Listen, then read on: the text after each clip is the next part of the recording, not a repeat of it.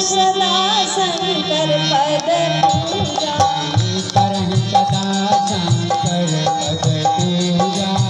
नारी धर्म पति देवन पूजा, नारी धर्म पति देवन पूजा। करहु सदा शंकर पद पूजा,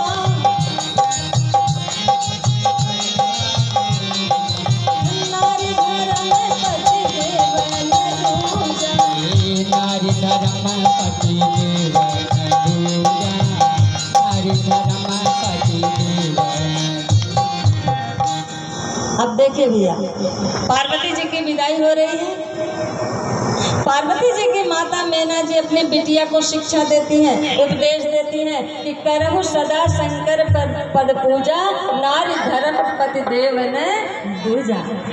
अच्छा मैया, आप लोग यह बताइए कि आप अपने बेटे की शादी करिए, खूब सुंदर सी लक्ष्मी जैसी बहू आ जाए और आपकी सेवा ना करे, हमेशा पति के ही सेवा में लगी रहे, तो बताइए लक्ष्मी जैसी बहू आपको अच्छी लगेगी? नहीं अच्छी लगेगी ना। एक गिलास पानियों नहीं देगी तो बताइए अच्छी लगेगी? नहीं अच्छी लगेगी। इसलिए सीता जी की माता सुनैना जी का उपदेश सुनिए।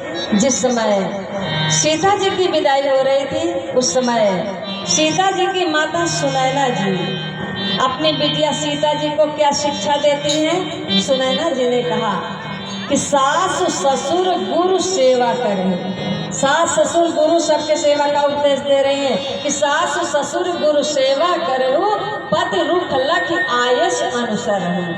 पहले सास को सेवा का उपदेश दे रही हैं। सास बहू की गन्ना बैठ जाए तो वर कन्या का गन्ना बैठे या ना बैठे कोई बात नहीं, ये लोग अपना बैठा लेंगे, लेकिन पहले सास और बहू की गन्ना बैठे चाहिए।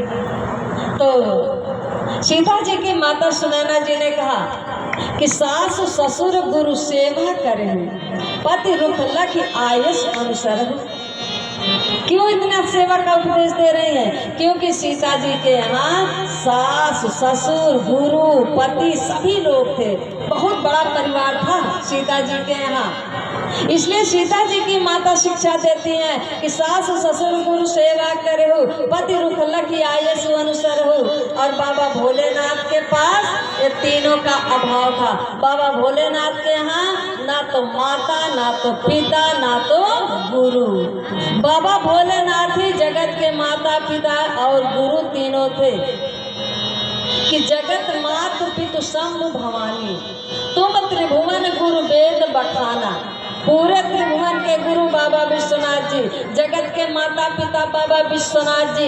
इसीलिए पार्वती जी की माता मैना जी उपदेश देती हैं कि करहु सदा शंकर पद पूजा, नारी धर्म पद देवन दूजा। बोलिए सियावर रामचंद्र भगवान की जय, पवन सुत हनुमान की जय। इस तरह से भैया आप लोगों के बीच में बाबा भोलेनाथ माता पार्वती जी का दिव्य विवाह हुआ। और इस विवाह से आप लोग प्रसन्न है कि नहीं? देवता लोग तो बड़े प्रसन्न है कि पानी ग्रहण जब की न महेशा ही हर्षे तब सकल सुरेशा। देवता लोग खूब प्रसन्न थे। और आप लोग बताइए, आप लोग प्रसन्न है कि नहीं? हाथ उठा दीजिए, जितने लोग प्रसन्न हो हाथ उठाइए। सभी लोग प्रसन्न है ना, बड़ी खुशी की बात है। तो जब आप सभी लोग इस विवाह से प्रसन्न हैं तो अब शैल कुमारी भी हो रही हैं सन्न।